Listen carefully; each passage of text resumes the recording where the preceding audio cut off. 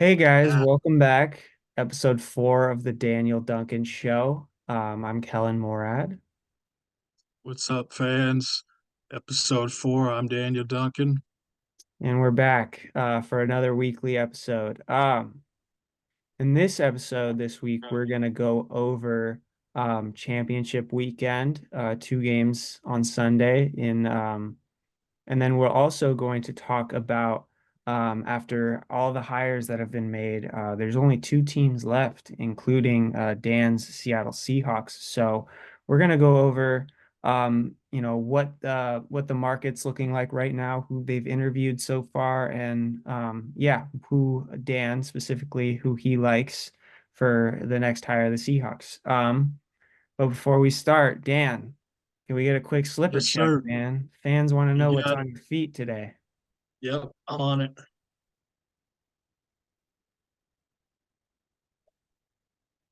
Oh Brains. my gosh, there they are. Yep. Look at those. Teddy Dan, bears. so you said those came yesterday or 2 days ago? It was 2 days ago. I was on the road at Emerald Ridge, and Ben Weiss's mom and his sister said, "Hey, we your Christmas gift arrived. Can we come over to the house and bring it over?" I wasn't there, so they just dropped it off. Didn't know it was on my step. So I woke up the next morning and I saw a present and I just opened it and then there it was. What a surprise, dude. And you said you left those out overnight? I did, yeah. So somebody could have come and stolen your pink teddy slippers. Well, they were inside. They were Oh, okay, inside okay, okay. on my like steps going up to like the man cave and where my Right. bedroom is. Yeah. So I just left them there and then the next morning there they were and I just opened the package and lo and behold, there they are. And they haven't left your feet since. Well, yeah, they have a little bit, but as Right. of right now, they're glued again. Well, great, dude. Another pair to the already wild collection, which by the way, we will do a slipper tour at some point, probably after football season. We're Oh yeah.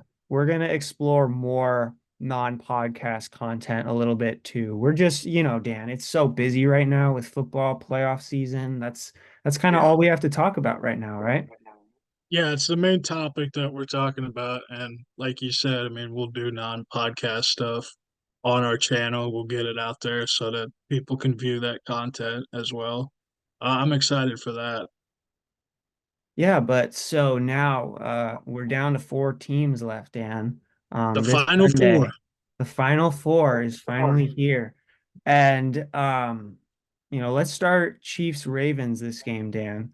I've been looking at the injury report a little bit this morning. Joe Tony, or however you say it, he is Cooney. out, starting guard, out. Isaiah Pacheco is questionable right now. Um, and then on the other side of things for the Ravens, Mark Andrews just got finally he's off the injury report now. He is activated and ready to play. Dan, how much do you think the injury report is going to factor into this game, considering a starting lineman in an already kind of funky you know, scheme right now for the Chiefs. How much does that is that going to impact this game? Oh, it's going to be impactful now that you mention it to me. I didn't know if he was going to play or if he was going to be doubtful or questionable, but now seeing that you told me that he's out and then also Pacheco. Those are key pieces to the Chiefs' offense right there on the offensive line and in the backfield. So it's very impactful for the Kansas City Chiefs. They need all their guys for this game. Yeah, when you talk about just the defense from Baltimore right now and kind of echoes of that mid 2000s team Oh with yeah, Terrell Suggs, Ray Lewis, etc., Ed Reed. Um, Kyle Hamilton at one point last year or 2 years ago, I think he was the best prospect in the draft. had a bad 40-yard dash and then he slipped, and now we're realizing that 40-yard dash is oblivious in in the grand scheme of things. Like this guy's been balling out this year, Dan. He's an ultimate baller. He's a ball hawk. He reminds me a little bit of Ed Reed and then a little bit of Rod Woodson if you go back in the day, early 2000s. He's an ultimate beast. I saw him play all 4 years on TV for Notre Dame, and he's just an ultimate ball hawker. And then Roquan Smith, who after had an amazing start to his career in Chicago, but he got out at the right time, and what a trade it's been for Baltimore. He is Yeah. like we were talking, he looks like a prime Ray Lewis right now. I think you saw those clips. They had him mic'd up last week. Oh boy, was he fired up, dude. Dude, he was fired up all week long, and he does remind me of Ray Lewis. And thank goodness he got out of Chicago because Chicago at that time was just a terrible team, and they still are to this day. But I mean, it's crazy that Baltimore got him, and he's just playing lights out. Yeah, so that's probably going to be thinking about like we were talking about with Joe Tooney and this fired up Ravens defense. Dan, I'm a big fan of Baltimore in this. We'll keep talking about this game, but this defense right now, we'll get to the offense too, but um, there think about it. Last week, the Texans, that was a great game in the first half. They didn't score a single point in the second half, dude. Um, and we talked about how much of a that game was, confusing for us because we thought it would be a very close, a really good Oh game, yeah, final whistle, but that game was over pretty quickly after the third quarter. it was over once the fourth quarter started. Yeah, so yeah, we've kind of gone over how we feel about Baltimore's defense. They can disrupt the passer. They've been sending cornerbacks on really effective blitzes recently. And as much as Mahomes is his dancing ability is phenomenal. I don't know if he'll be able to escape this Ravens defense this week, Dan. I don't see it happening. I see Baltimore just you know, getting at least four, five, six guys up on the line of scrimmage and just going after Mahomes and getting him on the ground for sacks and tackles for loss. This defense, Baltimore, is the best defense in the league. So I don't see Mahomes creating any of that magic that he normally does. On the flip side, the Chiefs defense has been pretty damn good this year too, including former Washington Husky Trent McDuffie, who McDuffie, has been playing. He was an All-Pro this year, Dan. And when you think about the after the catch ability, just the open field ability from so many guys on this Ravens team. People like McDuffie are really going to be relied on. Um, how do you think their defense fares against somebody like Lamar Jackson in this matchup? well, Kansas City, and it started from the season once they started Detroit after those first couple of weeks. They finally got, Chris Jones signed and sealed, and he ended up getting his big contract. But after that, everyone just, locked in, and the scheme that they run from Spagnola, Spags, it's come along all throughout, over the years, the last 6 years. But this year, the defense is relentless. They stop everything.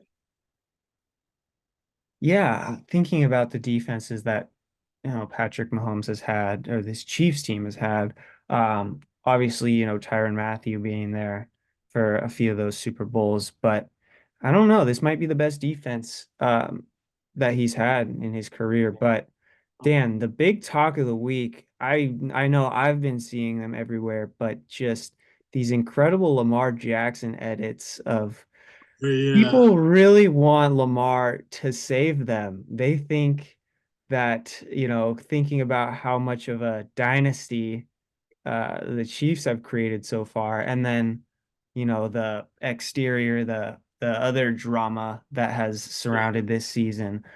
People feel strangled by everything that the Chiefs.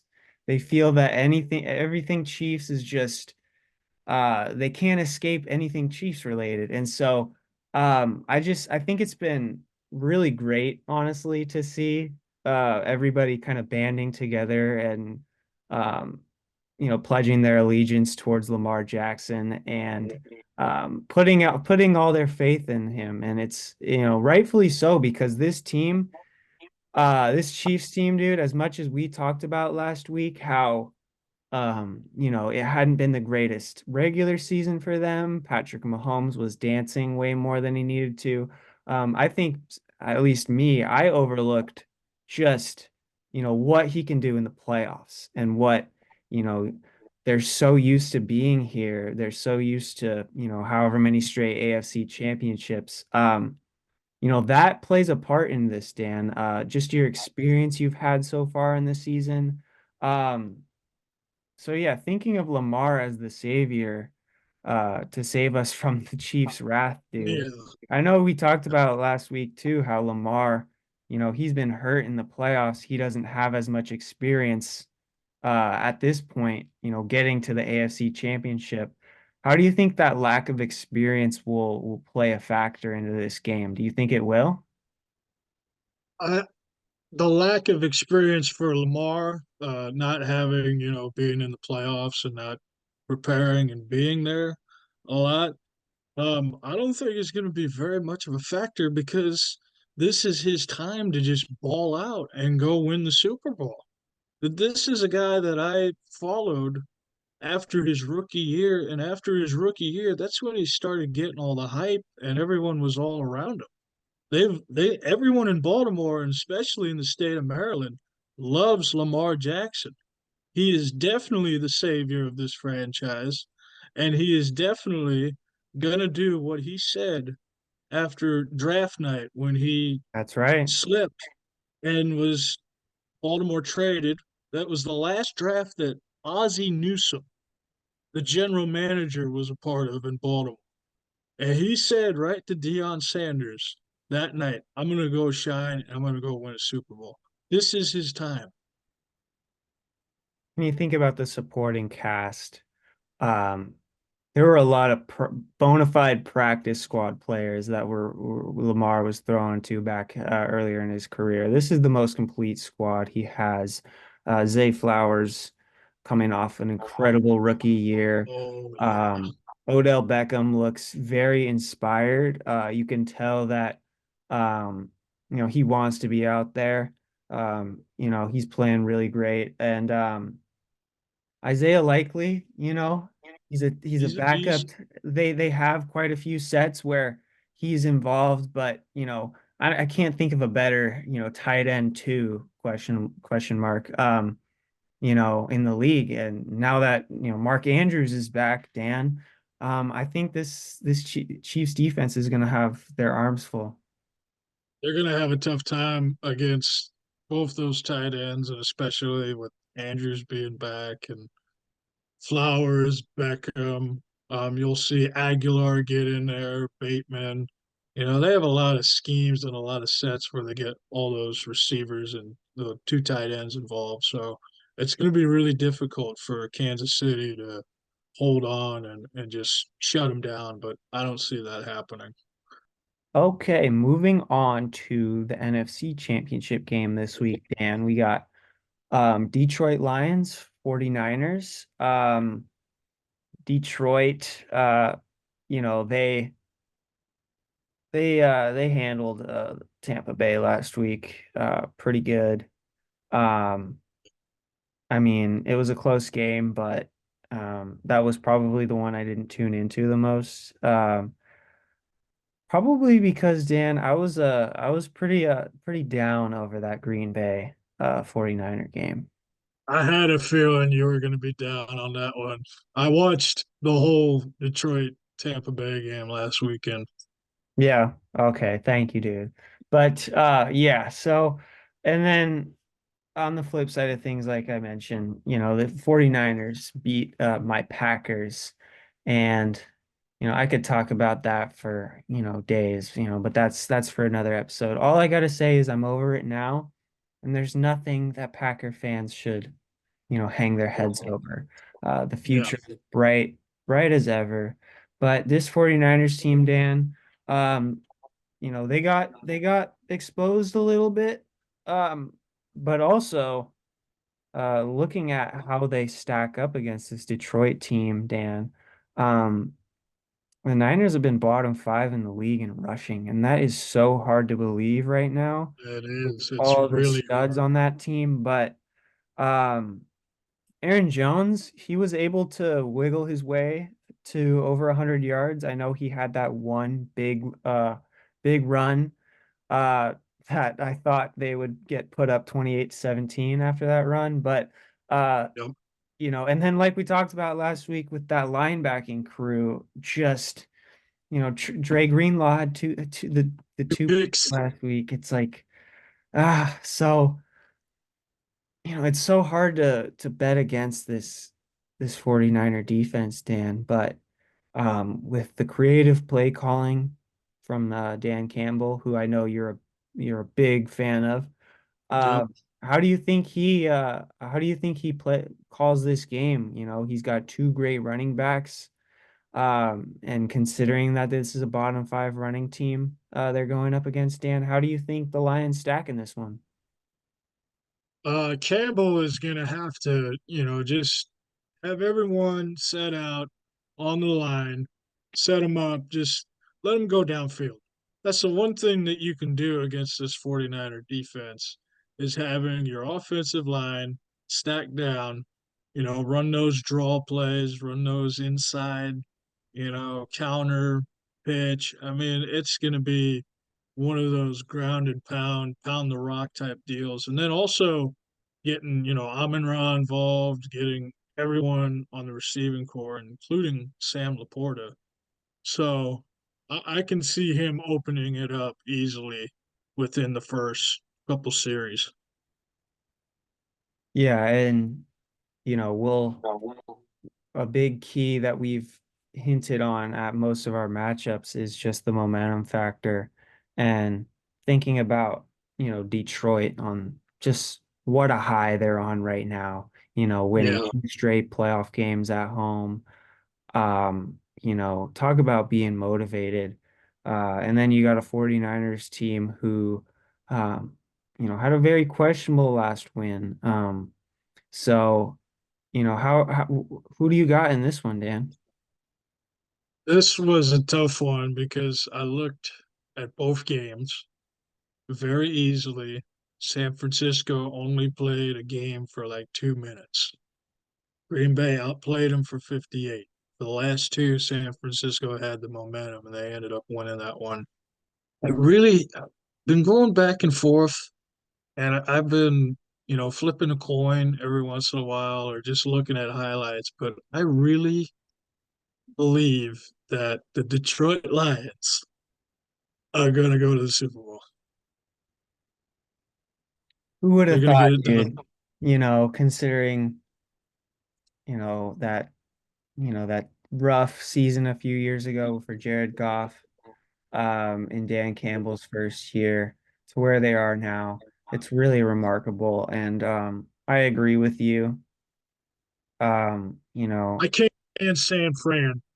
I can't stand them one bit. And watching them in a Super Bowl, no thanks. I did it no, too. no, especially since it might be, a Super Bowl rematch from 2020. So, um, like, the narratives in the NFL do create, big bad wolf, just this big, the teams that, they have what seems like unlimited cap. They have just all these studs. And Yeah, then, you see all their players in commercials, you see all, whatever. The 49ers and the Chiefs are, those types of people in their respective conferences. So, seeing their downfall, that will be very satisfying. And I agree yeah. with you all on that. I want a Detroit Lions, Baltimore Ravens Super Bowl. Let's make it happen. Lamar We're gonna make Jackson's it the happen. savior.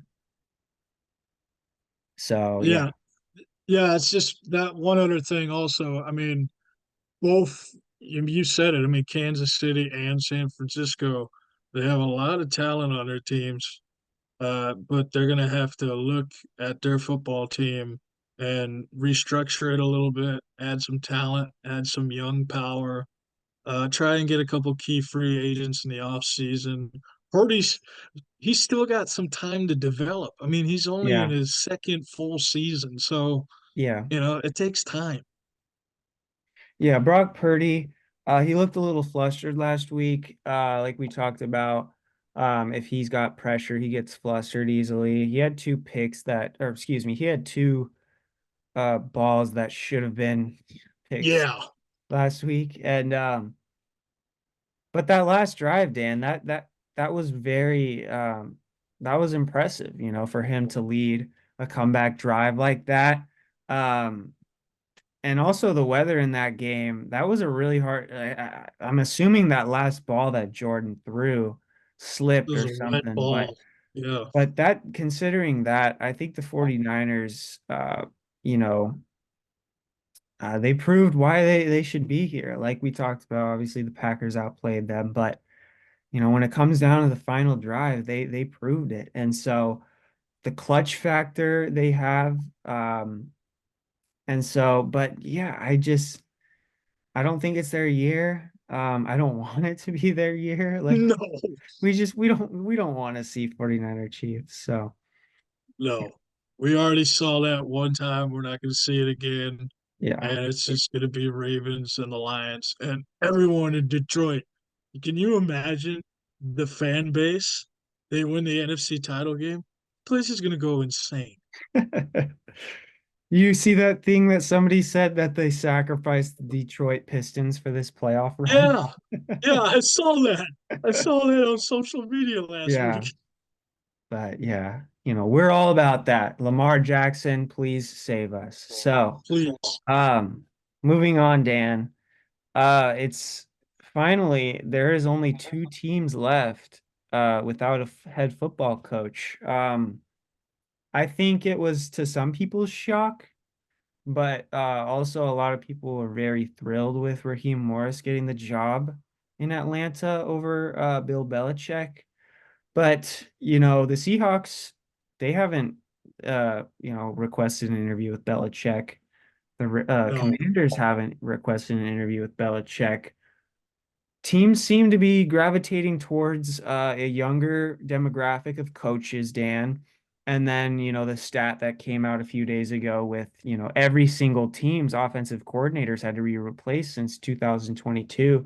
So this shift to a young-minded, for the most part, offensive-minded coach is attractive right now. And, looking at who the Seahawks have interviewed, Dan, um, for the most part, I see quite a few defensive-minded coaches. And Dan Quinn, he has been Yep. brought in for two interviews. Apologies if I mispronounce this guy's name, but um, El Hiro Evero, the Carolina defensive coordinator, he has been brought in for an interview.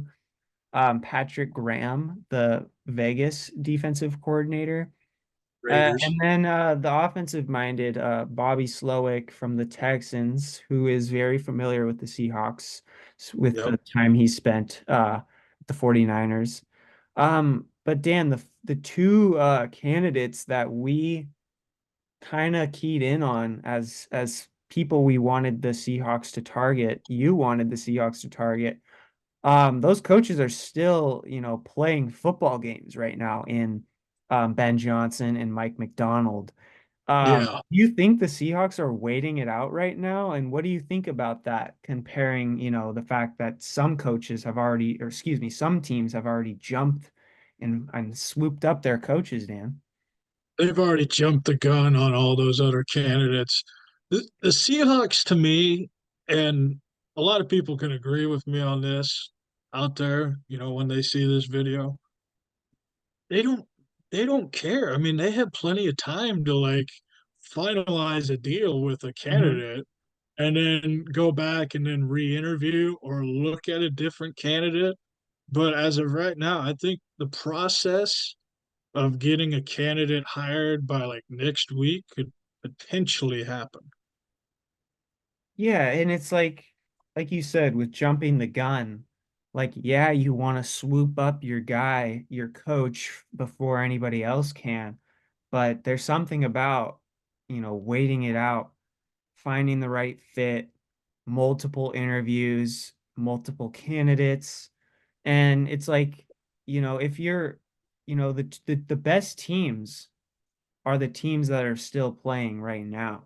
And Yeah, so obviously those teams, their coaches, their offensive coordinators, their defensive coordinators are going to be very attractive hires. So I like, probably you as well. I was kind of shocked with how quickly coaches were getting swooped up.